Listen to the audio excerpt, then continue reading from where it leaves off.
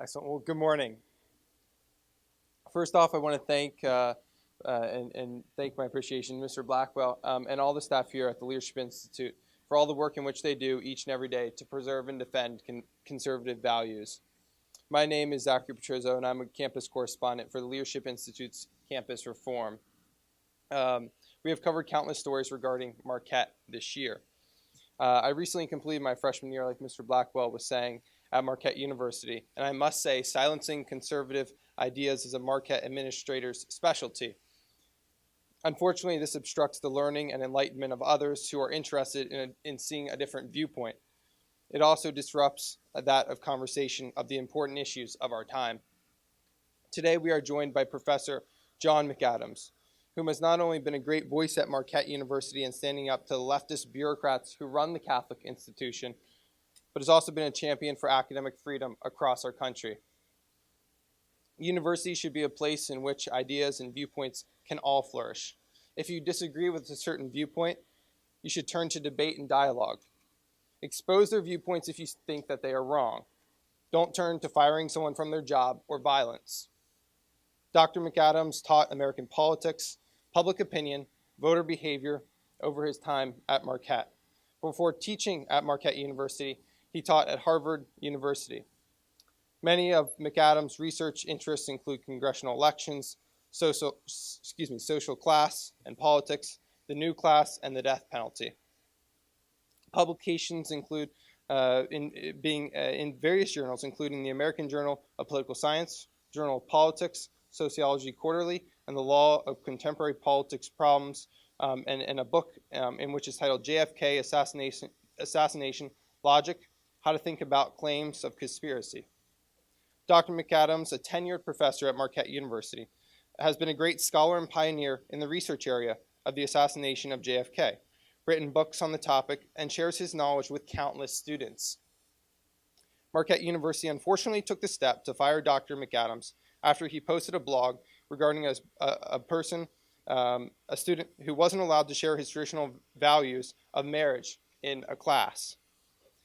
After McAdams linked the name of the professor who silenced the student to her public blog, Marquette claimed that he was not following the mysterious guiding principles. From firsthand experience, Marquette uses these guiding principles when it fits their narrative, but forget to hold these guiding principles to leftists who obstruct conservative speech and harass conservative students on campus. The Wisconsin Institute for Law and Liberty, also known as WILL, stepped up and filed a lawsuit on Dr. McAdams' behalf against Marquette University on the grounds of breach of contract. Dr. McAdams saw Marquette University in the Wisconsin Supreme Court recently in mid-April, and we continue to await a verdict on the case. It is my great honor and privilege to introduce Dr. John McAdams.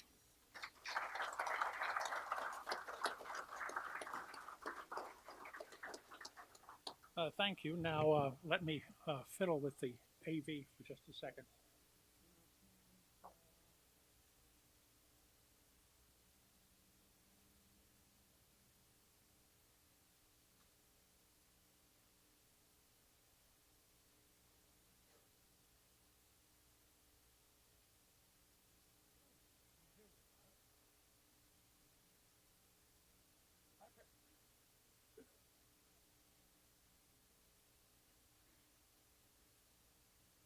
My audiovisual presentation is somewhat simplistic. It's just a web page, not a PowerPoint. I don't know if it's possible to turn off the lights here so people can see better, or if that requires the lights off everywhere. How did academia become such a bastion of intolerance? A lot of it starts in the 1960s with this fellow. His name is Herbert Marcuse. He was a German member of the so-called Frankfurt School who came to the U.S. and wrote about free speech, particularly tolerance and what he called repressive tolerance. And basically his message was, you shouldn't tolerate bad speech. Bad speech as determined by whom? Well, as determined by leftists. I will show you a quote.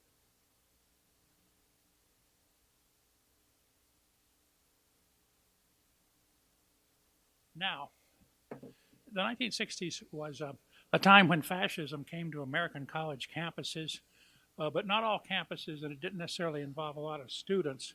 But yes, that became a time when it became acceptable among leftist students to shout down speakers they didn't like, to occupy buildings, depriving the legitimate users of the buildings the use of the building. And then what happened? Well, some of the leftist activists then went on to be in graduate school. They had to graduate undergraduate first, and they had to get their PhDs, and they had to get faculty jobs. And if you're a young, new junior faculty member, not many graduate students flock around you. The graduate students want to flock to senior members.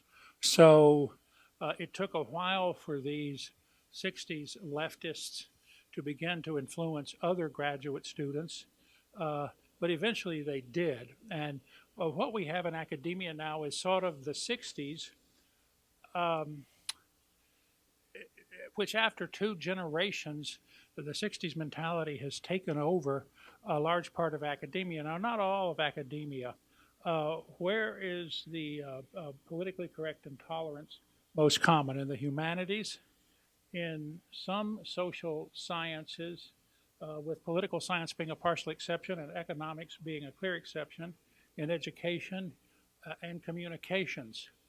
But at the average typical university these days, those parts of the university will be dominated by intolerant political correctness. That is, the idea that certain ideas are bad, they're objectively bad, and that the social justice warriors have a right to shut them up. And they'll, of course, proceed to shut them up when they can.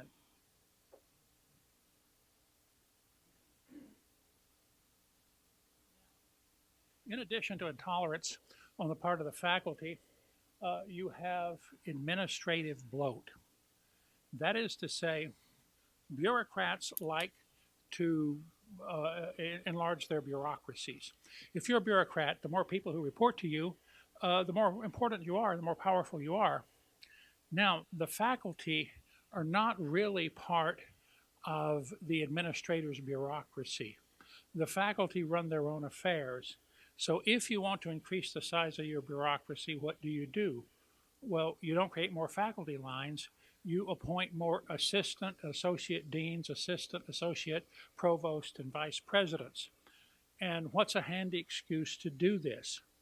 Well, it's, we need to serve the needs of so-called dreamers. We need to serve the needs of Black students, Hispanic students, gay and lesbian students, transgender students. You can have several bureaucrats for each of those groups on a college campus, and a lot of colleges do. Marquette does.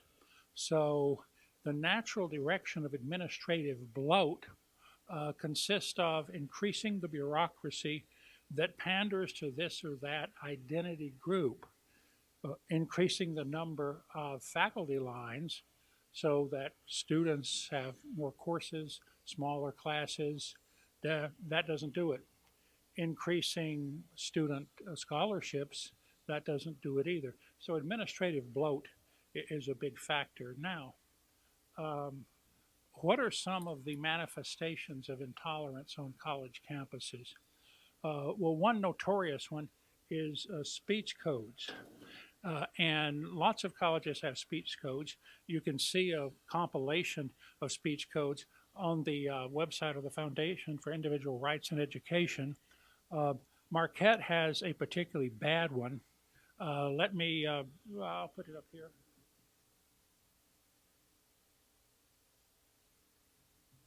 Now, it defines harassment. We'll come back to harassment. It's defined as verbal, written, or physical conduct directed at a person or a group based on color, race, national origin, ethnicity, gender, or sexual orientation, where the offensive behavior is intimidating, hostile, or demeaning, or which could and does result in mental, emotional, or physical discomfort, embarrassment, ridicule, or harm. Note, if it creates mental discomfort, it's considered harassing. Now, a question for you. Shouldn't a college education create some mental discomfort, right? isn't a good education one that's likely to make students somewhat uncomfortable with some of the unthought out positions that they hold. Marquette's speech code defines that as out of bounds. It's actionable. You can be disciplined for that. Obviously, it's so broad that simply disagreeing with a black student about affirmative action or Black Lives Matter could be seen as a violation.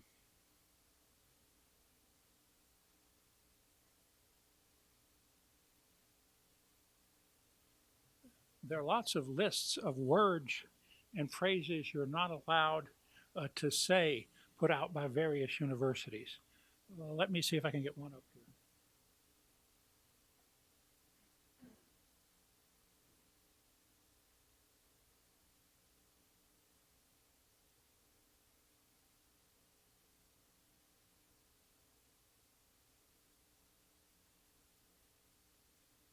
Okay, this is the University of California's official list of microaggressions. And it lists a lot of things you're just flat not supposed to say because they're supposedly microaggressions against some aggrieved group. I won't try to read most of these, but you're not supposed to say America is the land of opportunity. You're not supposed to say there's only one race, the human race. You're not supposed to say, I don't see skin color. Now, admittedly, that's a somewhat sappy thing to say, but it doesn't aggress against anybody. You're not supposed to say, we hire the most qualified person. You're not supposed to say of a particular faculty member, well, he's going to get tenure because he's black. You're not supposed to say that, although that, in fact, might be the truth. Okay? So there's a whole list of things you are not supposed to say that are kind of outlawed.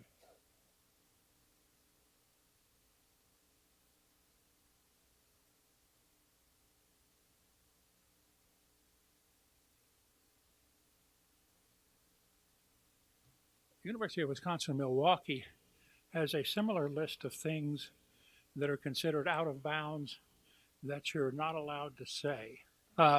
Some of them, okay, sensible enough. You shouldn't say the N-word, although it would be nice if hip-hop artists would take that to heart. But there's some other things you're not supposed to say. For example, you're not supposed to say third world. Why not? Because that implies that those countries are backward and undeveloped.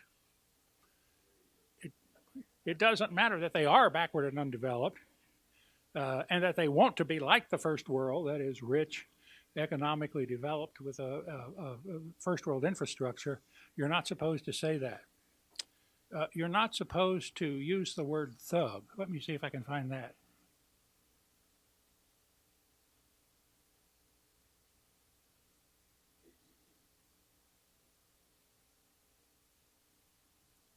Thug. It overlooks the factors of lack of education, poverty, etc., that might cause someone, say, to attack you, right? So if you call someone who attacks you a thug, that's unfair, that's unjust. And indeed, on this list, you're not supposed to say politically correct. In other words, they have a politically correct list, and it tells you don't say politically correct.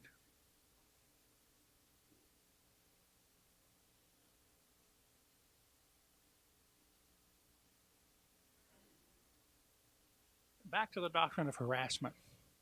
A few years ago, Marquette required everyone on campus to take a training in harassment, which told us all the things we weren't supposed to do. Here was a little exercise. There was a faculty member's office, and you're supposed to go around clicking on things that should be considered out of bounds. Most things in that office were considered out of bounds. I tried clicking on the donuts because at the time Michelle Obama was still the first lady. That didn't apply, but almost everything else did. For one reason or another, it was considered harassing.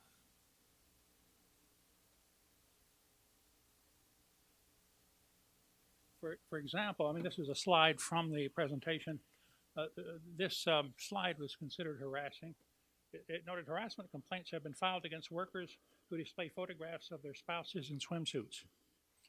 Now, if you look at how these people are dressed, that's acceptable on any beach in the United States, and indeed at the pool in Marquette's Recreation Center. But if a faculty member has that in their office, that could be harassing. So there are a lot of. There's also a computer screensaver of a guy who was naked from the waist up, although he had trousers on from the waist down. That was considered harassing. One commenter online said, has anybody looked for crucifixes at Marquette? You know, are they harassing?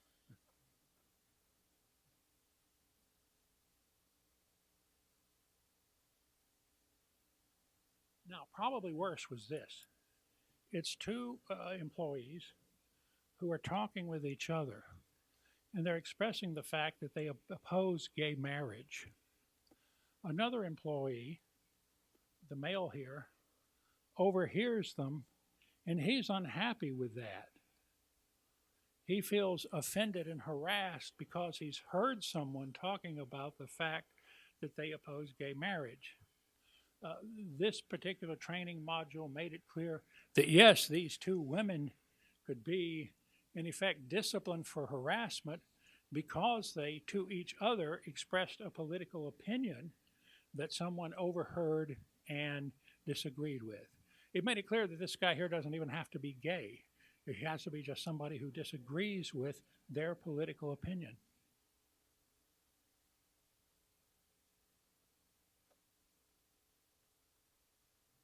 What's actually happened at Marquette? I was charged with harassment one time for telling a class, an entire class, that feminists exaggerate the incidence of campus date rape. The prissy little feminist who accused me of this, I'd never had any face-to-face interaction with her. She just heard me saying this in class and accused me of harassment. Well, after a bit of hassle, Marquette came back and said, yeah, you got a right to say that, okay? In another case, a theology professor was talking about Adam and Eve and the idea that God made them male and female, and he used that argument to support opposite-sex marriage, but basically argue against same-sex marriage.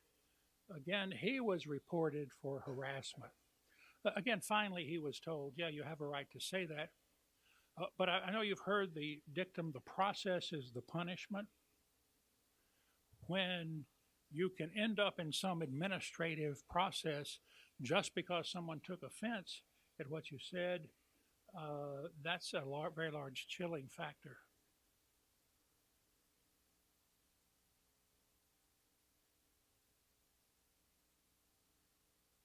Then there are bias incident reporting systems. It's a little bit like the East German Stasi.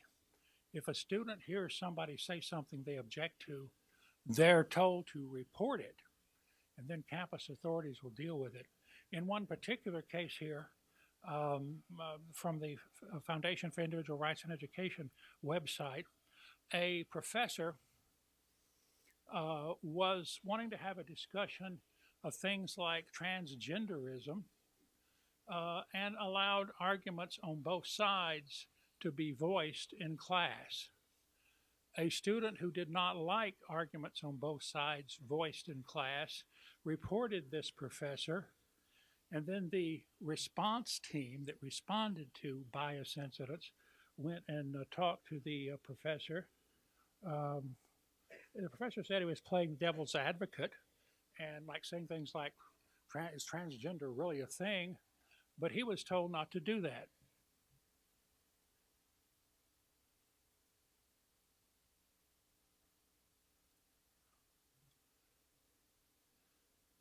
The professor was told he should remove these topics from the list of debate topics. Debating the personhood of an entire minority demographic should not be a classroom exercise. In other words, he was told by university officials, no, don't say something, don't allow a discussion where arguments critical of transgenderism are allowed to be discussed. He was told this by university officials. I think this was Colorado State.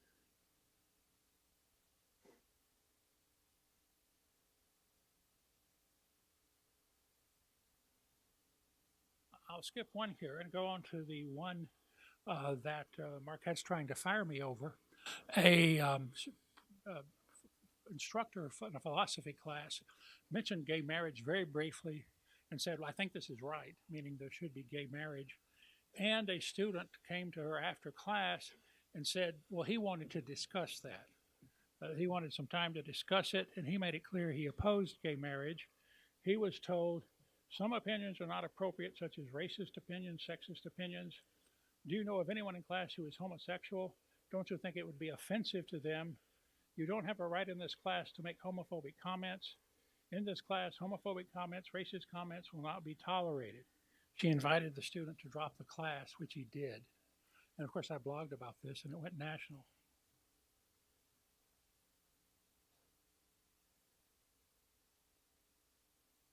Then there is the concept safe spaces, the concept of safe spaces.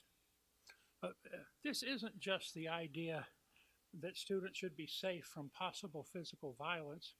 This is the idea that students should be safe from hearing ideas they disagree with, but it goes even beyond that.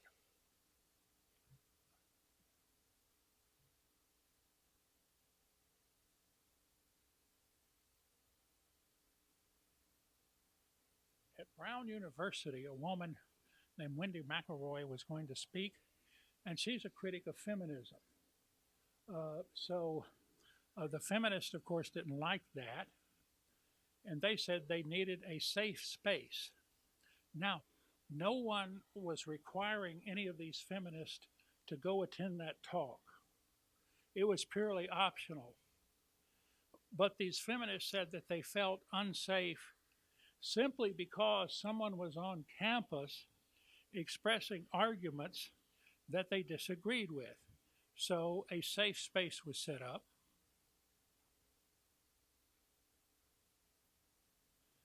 And this, of course, went national. It had cookies, coloring books, bubbles, Play-Doh, calming music, pillows, blankets, and video of frolicking puppies. One of the women who set it up says she was a rape survivor and sexual assault peer educator. I actually went to see the lecture a little bit, and then she had to return. She said, I was feeling bombarded by lots of viewpoints that really go against my dearly and closely held beliefs. So she had to leave. Now, I hope everybody understands the irony here coming from feminists. Don't feminists claim women are strong? Women are resilient? Don't they believe women should be in combat? But what do we say about women who can't even deal with the idea that somebody on campus is expressing opinions they disagree with? Can women like that actually deal with the Taliban in Afghanistan? Doesn't make any sense.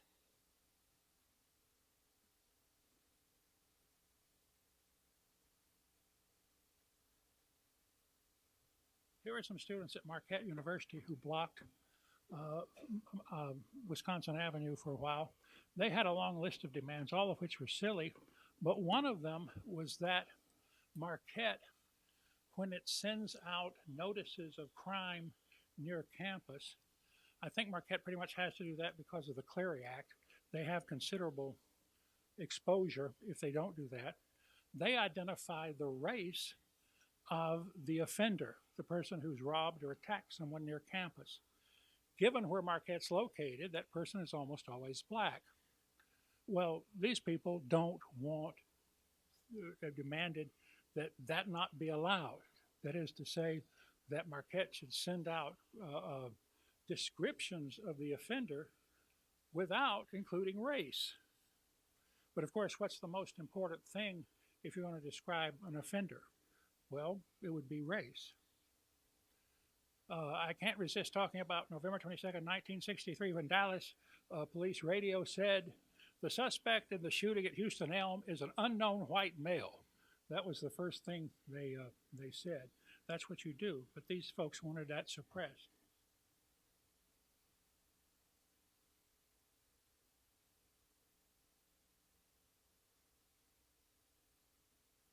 More on feeling unsafe. Bill Maher, the University of California, Berkeley.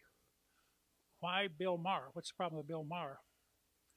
Uh, First of all, Bill Maher's anti-Christian. He's virulently anti-Christian, but that's not the problem. He's the sort of atheist that at least is even-handed. He doesn't just hate Christians, he hates Muslims too, and that's why people at Berkeley were saying they felt unsafe.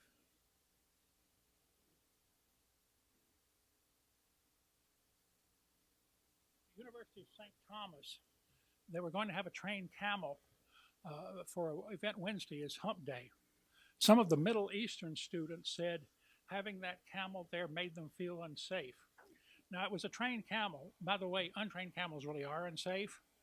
But they said okay, guys, Middle Eastern students, where's your machismo, okay? Could you fight ISIS, if you're scared of trained camels?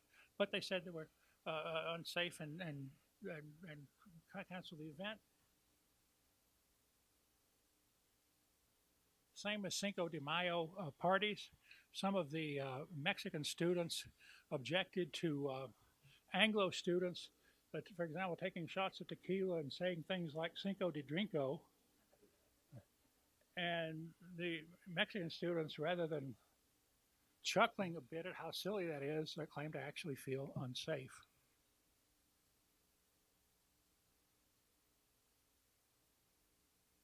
Vandalism and violence. Students for Life at Marquette put out a display, an anti-abortion display with some facts about abortion and little blue and pink flags. They had the university's permission to do this. And a feminist group called Empowerment went out in the night and vandalized it. They covered over the display of Marquette Students for Life with their own signs, and they tore up the flags. What did Marquette do about that? Well, it made them write a 3-page paper about how they'd been irresponsible. In other words, a slap on the wrist.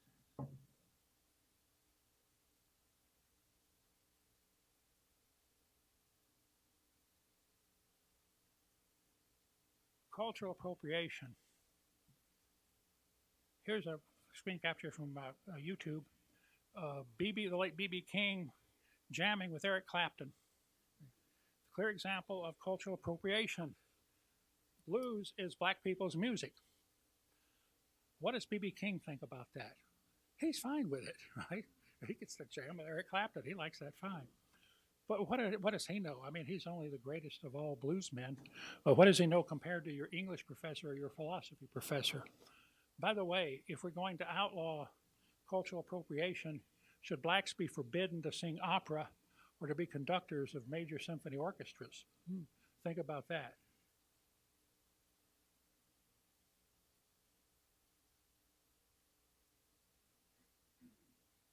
And clearly, it's conservative students who know that their speech is being under attack. This is a survey from Dartmouth students where they were asked whether speech at Dartmouth was very or somewhat secure or very or somewhat threatened. Among Democrats, only 21% said speech was very or somewhat threatened.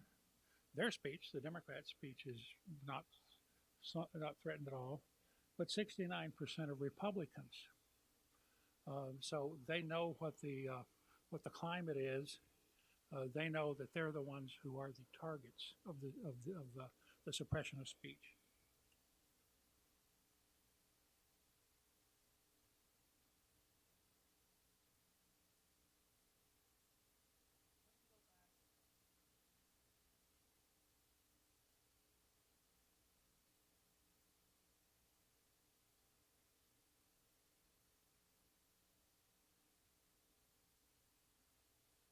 And show you where this business about cultural appropriation leads. Nation's high school students encouraged to wear just large paper bags to prom to avoid offending any cultures.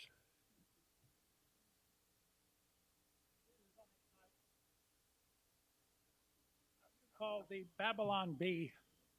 This is to religious news what the Onion is to other news, but this is about what it comes to. Okay.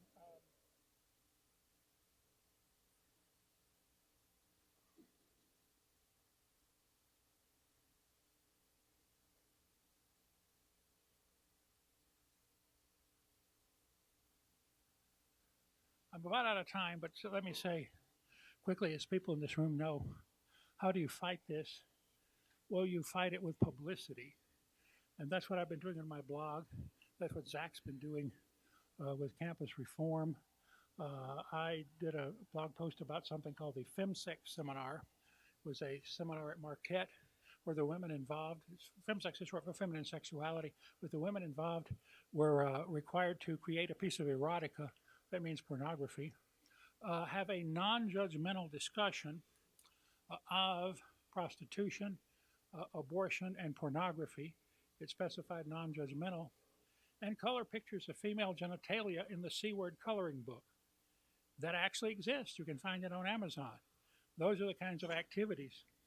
In Marquette, in fact, when there was a big brouhaha over this, canceled it. In another case, these Gender and Sexuality Resource Center, this part of the bureaucratic bloat I've been talking about, put up a mural on the wall of a woman named Asada Shakur. Who is she? A black militant cop killer from the 1970s who was convicted, let out of prison by her black militant buddies, fled to Cuba, and is to this day under the protection of the Cuban government. But she was lauded in a mural at the Gender and Sexuality Resource Center.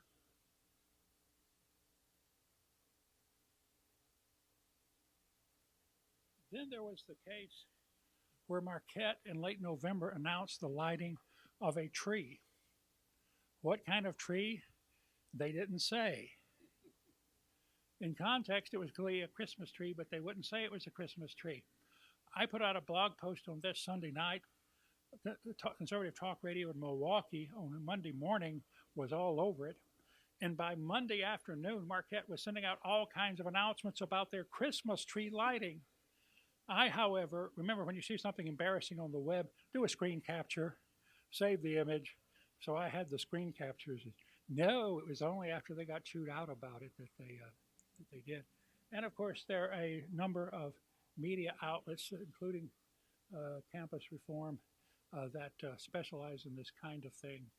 So what does it require? Well, it's an uphill battle, but it's a battle worth fighting, because we're the ones fighting for free speech, and the left is fighting to shut it up. So thank you.